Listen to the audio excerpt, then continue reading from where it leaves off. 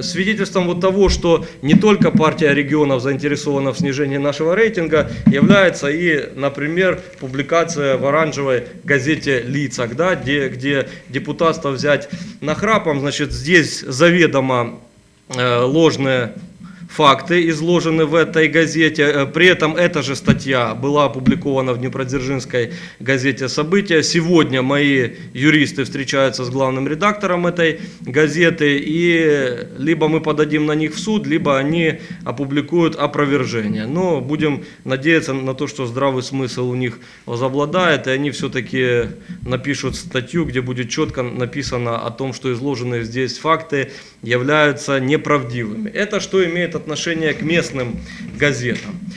Также начали выходить двойники, так называемые. Это наше издание, по правде говоря, с которым мы идем к избирателям на протяжении 1,5 последних лет. Сегодня украден логотип, взят за основу, ну и, соответственно, главный герой это Петр Николаевич и, конечно, Храпов, где четко написано о встрече в Днепродзержинске с Петром Николаевичем Симоненко. Ну, за соску, я думаю, что все видели в Днепродзержинске, где меня раздали сотнями тысяч листовок, сделанных на глянце.